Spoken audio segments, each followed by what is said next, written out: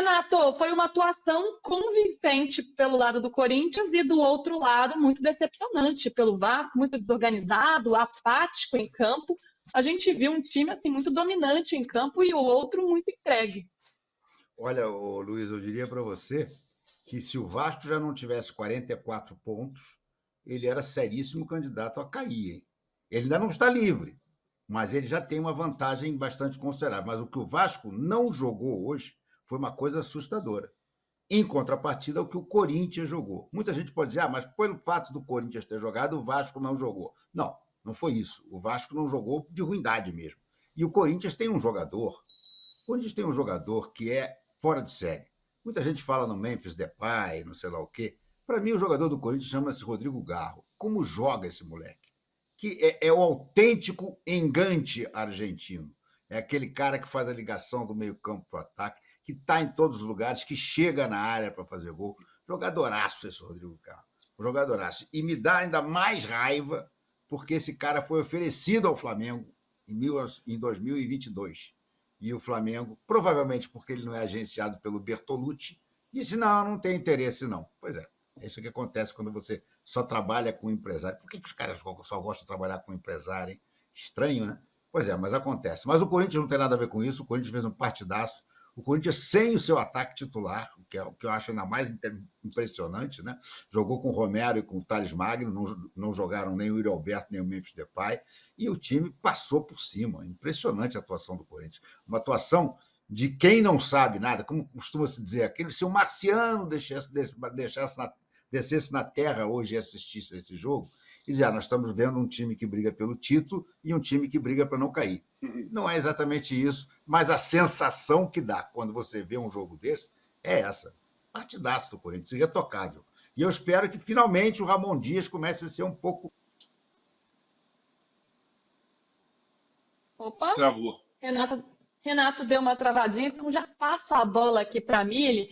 Ô, Mili, de fato foi uma grande atuação e a gente vê as individualidades aparecendo aí diante do coletivo, o Garro fazendo uma grande partida e como o Renato colocou, sem alguns dos seus destaques, sem o Memphis Depay, sem o Yuri Alberto também, mas com o Romero aparecendo. E aí, quando a gente pensa, né, nesse cenário do Corinthians, há pouco tempo atrás a gente discutia um possível rebaixamento do Corinthians e agora já é uma briga pela Libertadores ou pela pré-Libertadores. Renato voltou? Acho que ele voltou, hein? Voltei. Quer concluir, Renato? Quero concluir. Foi só um suspense que você criou. Não, pois é, eu sou meio atrapalhado com esse negócio de tecnologia. Eu devo ter algum botão aqui que eu não deveria, e eu desliguei tudo. Mas a verdade é a seguinte, o que eu queria concluir é o seguinte, o Corinthians, o Ramon Dias, o trabalho do Ramon Dias no Corinthians é bom. Muita gente já estava querendo ripar o Ramon Dias, vi amigos corintianos meus, eu considero até bons jornalistas, mas revoltados com o Ramon Dias. Eu acho o trabalho do Ramon Dias bom. O Corinthians hoje é um time bem armado, um time que tem as suas individualidades que fazem diferença, caso do Garro, caso do Depay, caso do Yuri Alberto, caso de alguns outros jogadores até também são um pouco. Eu não sou muito fã do Romero, não, mas no Corinthians ele funciona. E a verdade é que é um time que você vê o futebol fluir. O futebol do Corinthians hoje fluiu. Eu gosto quando eu vejo o futebol do time fluir. E o Ramon Dias está conseguindo isso no Corinthians.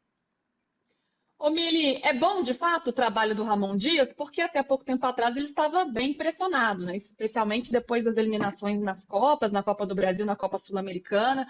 Vinha sendo questionado por algumas escolhas, pelas substituições, mas agora o time engrenou no Campeonato Brasileiro, tinha até tido assim, uma evolução na forma de jogar, os resultados não vinham aparecendo, agora os resultados apareceram. Que avaliação que dá para fazer do trabalho do Ramon a essa altura? Eu acho que o trabalho é do Emiliano, porque tem isso também. É o Emiliano. Exato. Parece que é uma família. Exato. É da família Dias. Isso. Profissão filho de treinador.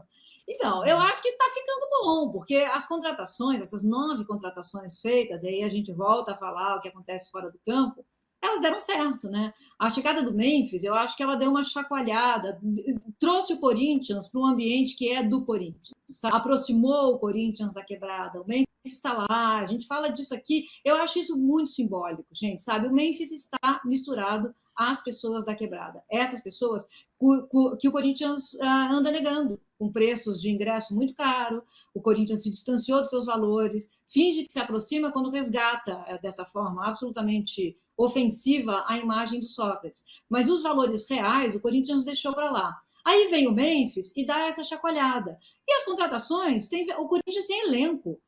O Corinthians tem vários volantes. Vocês viram hoje, assim, o ataque titular não estava lá, mas o ataque, em tese reserva, entrou muito bem. No meio de campo, o Corinthians tem 5 volantes muito bons. O Corinthians hoje, Mateuzinho está jogando bem, Bidu está jogando bem.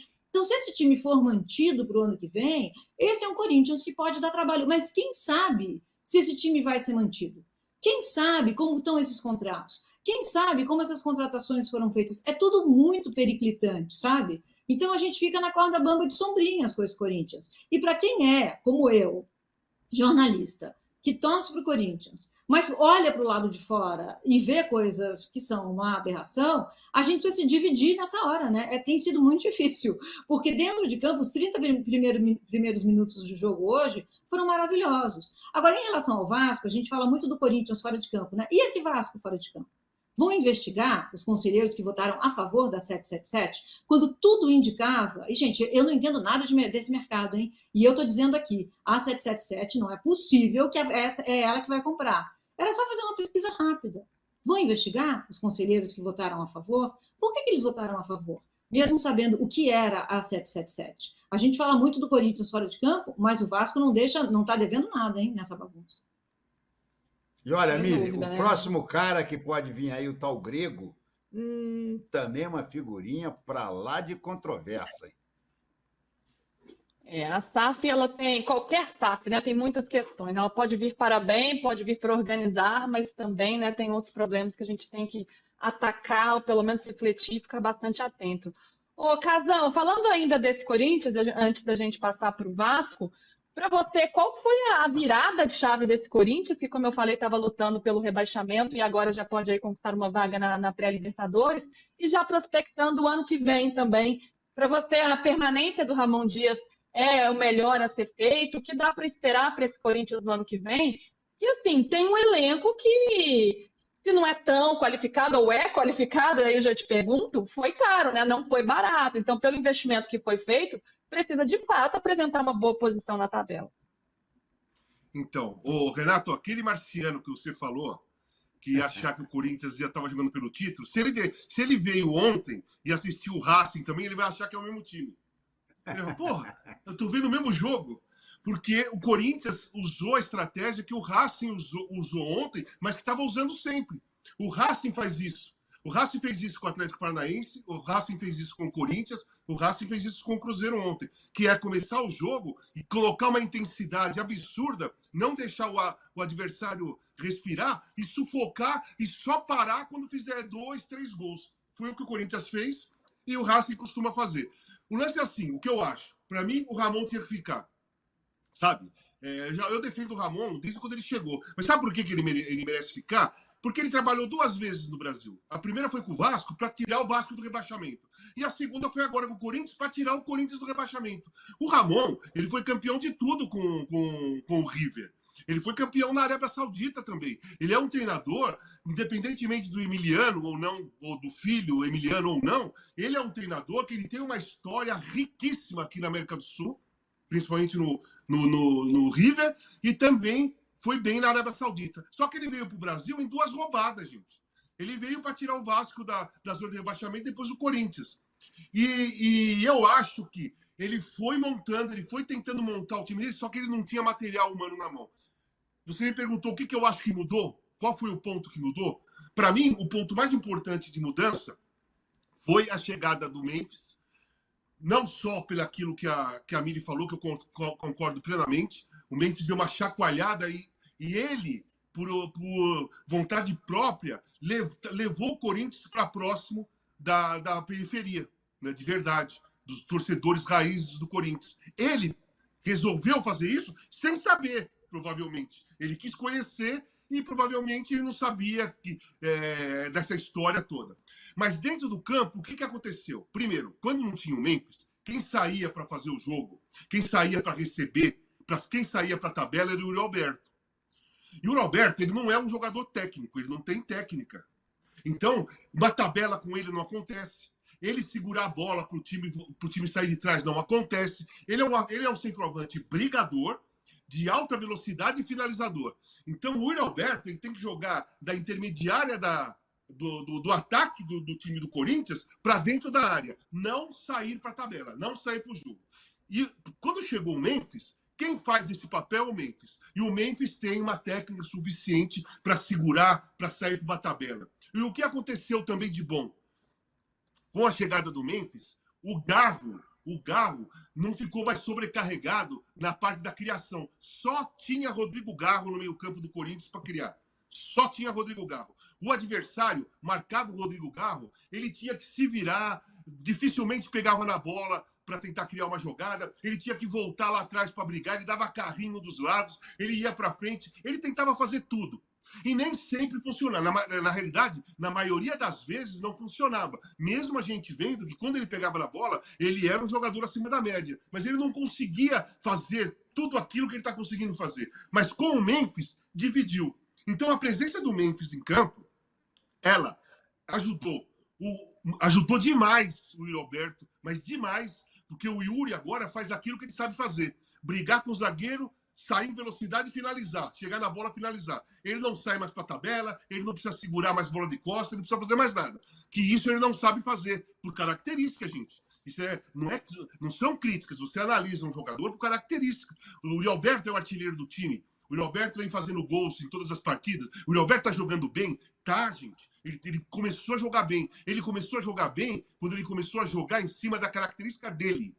Não do jeito que ele estava antes. Então, o Memphis caiu ali e ajudou dois caras importantíssimos dentro de um time de futebol. Um meia, um camisa 10, super habilidoso, criativo, que estava sobrecarregado, e um centroavante rápido, finalizador, que estava tendo que fazer outras coisas que não era da dele. Então, a mudança técnica, a mudança de criatividade e a mudança agressiva do Corinthians, na minha visão, foi com a entrada do Memphis. E olha que eu vou falar o seguinte, eu não acho o Memphis o maior jogador do mundo. Eu tô falando isso, parece, pô, o Memphis é o De Bruyne, o Memphis é o Mbappé.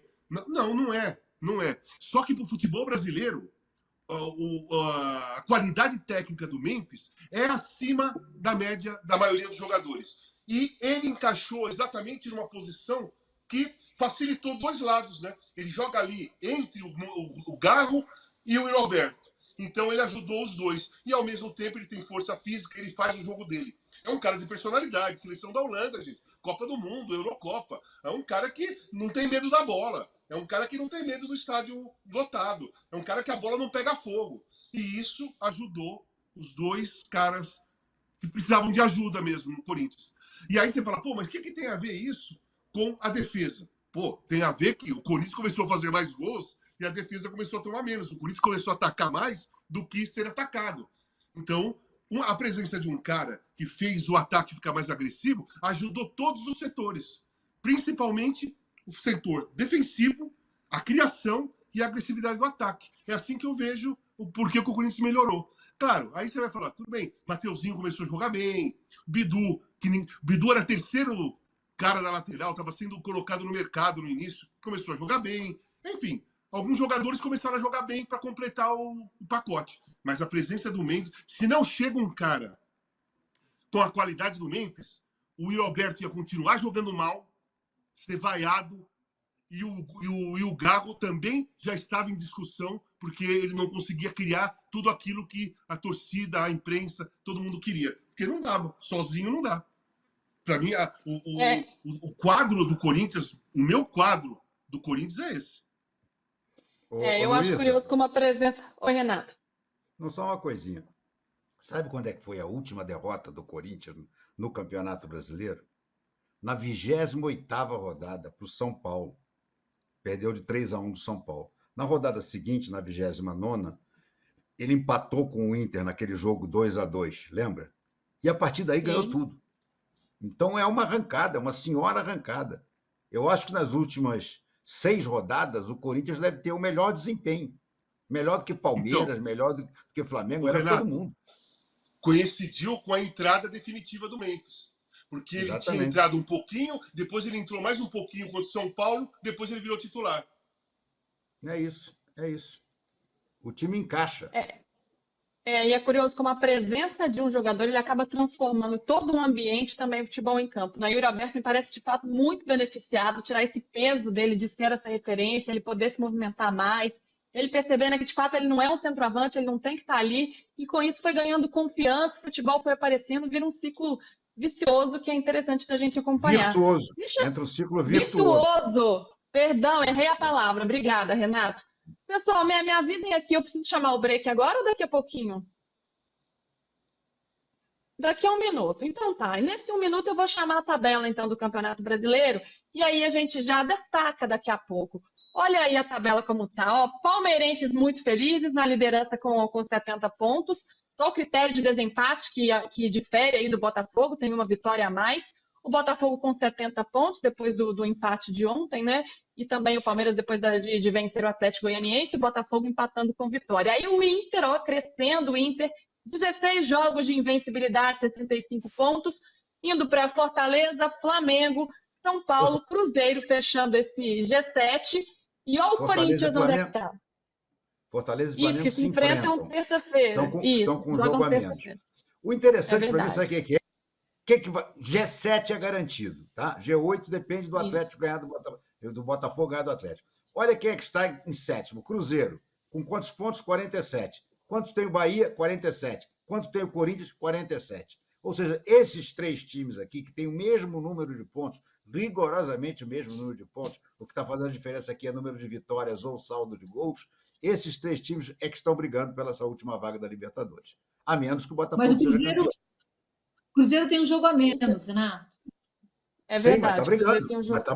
tá brigando. De Sim, qualquer maneira, está brigando. sim. Quem garante que o Diniz vai ganhar esse jogo, Mili? Aliás, o Renato está provocando a Mili com o Diniz. Tem uma pergunta aqui para a Mili, que eu vou voltar aqui, vou para o break e já faço essa pergunta. Então, agora, chama o break na TV, a gente continua no YouTube, daqui a 2 minutinhos a gente está de volta. Seguimos aqui no YouTube, então a gente olhando a tabela, como o Renato aí bem colocou, a briga pela Libertadores está bem acirrada, porque Cruzeiro, Bahia e Corinthians têm 47 pontos, e essa turma descolou, na verdade, quem está em cima que descolou, né? O São Paulo para o Cruzeiro são 12 pontos de diferença, então abril, mesmo que o Cruzeiro tenha um jogo a menos, vai ser, essa turma aqui já não chega mais lá no G6, ou pelo menos na fase de grupos da Libertadores de forma direta. Ô, Miri, o Renato está te provocando. Alguém aqui perguntou o que você tem a dizer sobre o Fernando Diniz depois do jogo de ontem. Vou achar aqui o nome dele. Aqui, ó, Dudu Campos. Eu queria ver a Miri sobre o Fernando Diniz. Miri, você tem 1 minutinho para a gente voltar do break, você pode ir falando.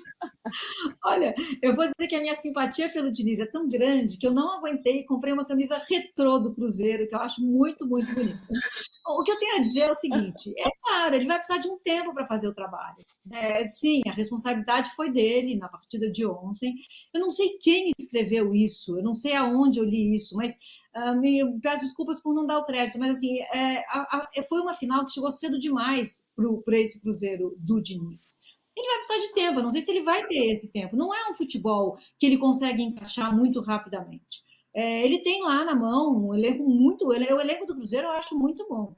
Agora, ontem o que a gente viu foi assim, quase um vexame histórico, né? Naqueles 30 primeiros minutos. Vamos ver se ele vai ter tempo para fazer o trabalho dele. É isso, gente. Futebol é feito de vitórias e derrotas. A derrota de ontem está na conta dele, sim.